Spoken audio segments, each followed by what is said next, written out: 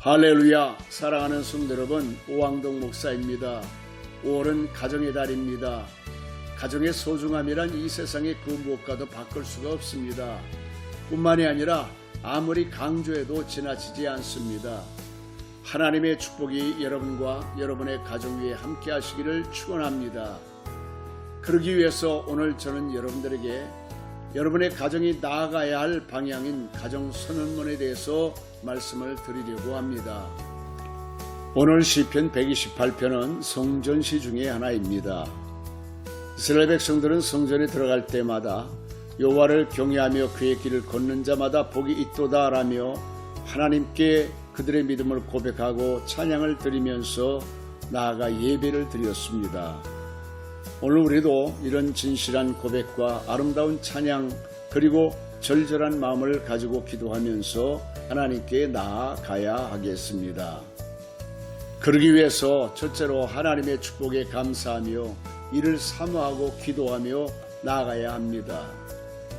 오늘 본문 2절에 보니까 내가 내 손이 수고한 대로 먹을 것이라 내가 복되고 형통하리로다 라고 말씀하고 있습니다.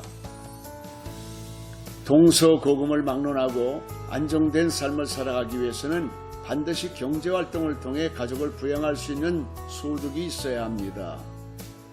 더욱이 현대사회는 경제적인 여력이 없으면 할 수 있는 일들이 제약을 받게 되고 불편한 일들이 한두 가지 생겨나는 것이 아닙니다.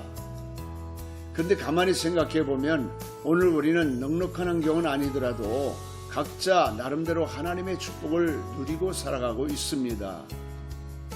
그런데 만일 어느 날 직장이 사라지고 건강에 이상이 생기고 국가 경제가 파탄에 이르게 된다면 얼마나 힘든 일이 많아지겠습니까?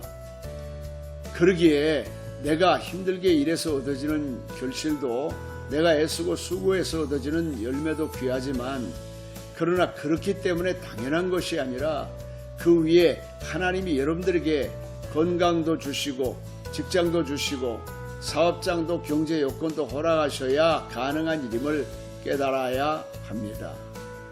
그러므로 사랑하는 성도 여러분, 모든 것이 하나님의 주권 아래 있음을 겸손히 고백하고 하나님의 도우심과 축복을 감사하면서 이를 사모하고 더욱 힘써 하나님께 기도하며 찬양하며 나아가는 여러분들이 되시기를 축원합니다.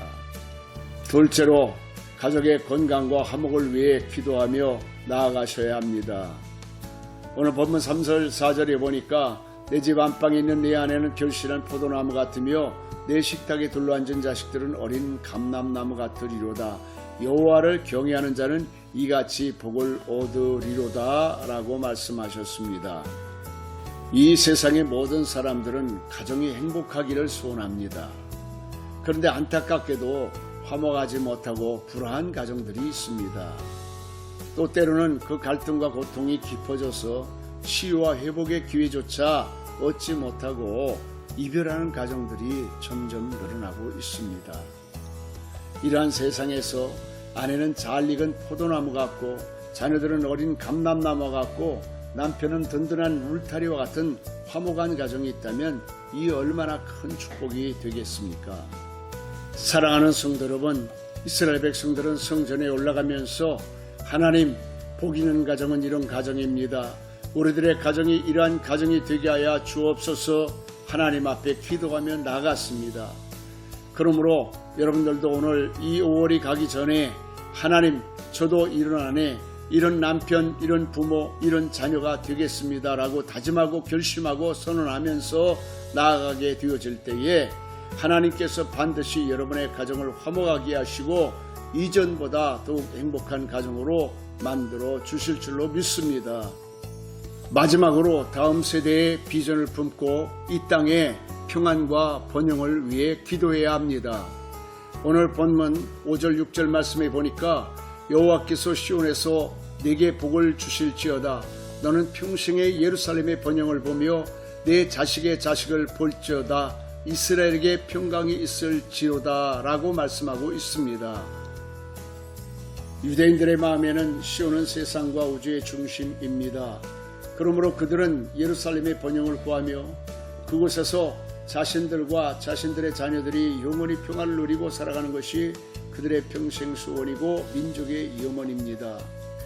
마찬가지로 이제 예수님을 믿는 우리들은 마땅히 하나님 중심의 삶을 살면서 다음 세대인 우리 자녀들이 하나님 끝까지 잘 섬기며 살아가도록 이 땅에 평안과 번영을 구하며 다음 세대 우리 자녀들을 믿음으로 말씀으로 양육해야 합니다.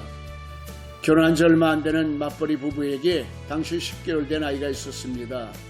매일 아침 일찍 아이를 어린이집에 맡겨놓고 한밤중에 퇴근한 일이 잦아지게 되어지자 아이에게 너무나 미안한 마음이 들었습니다.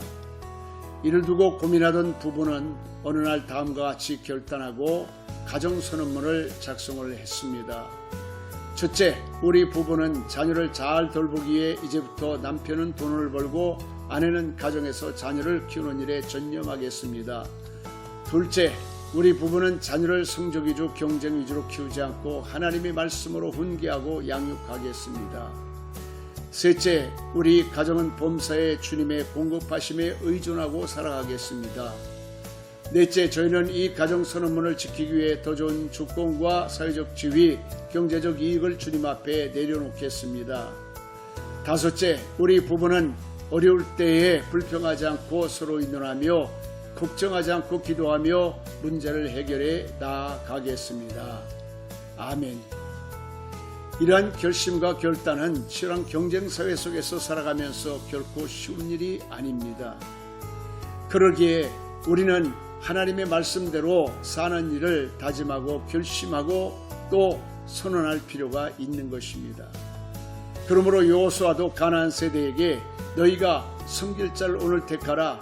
나와 내 집은 여호와만을 섬기겠노라고 하고 세상을 향해 가정선언문을 선포하고 그들이 하나님께 돌아오도록 촉구했던 것입니다. 말씀을 마칩니다. 크리스찬의 가정선언문은 가정의 신앙의 고백이며 소원입니다. 또한 가족 모두의 기도이며 다짐입니다. 무엇보다도 가족이 함께 나아가야 할 공동체의 삶의 방향입니다. 그러므로 오늘 시편 128편의 말씀을 묵상하면서 가정선언문을 작성하시고 이를 위해 기도하시기를 바랍니다. 그러면 우리 하나님이 여러분의 산업을 축복하시고 아름답고 행복한 가정을 만들어 주시고 우리 자녀들이 살아갈 때에 이 나라를 축복하실 것입니다. 여호와를 경외하는 자는 이같이 반드시 복을 받게 될 것입니다. 사랑하는 성도 여러분, 남은 날들도 주 안에서 승리하시길 바랍니다. 여러분을 사랑하고 축복합니다. 감사합니다. 아멘.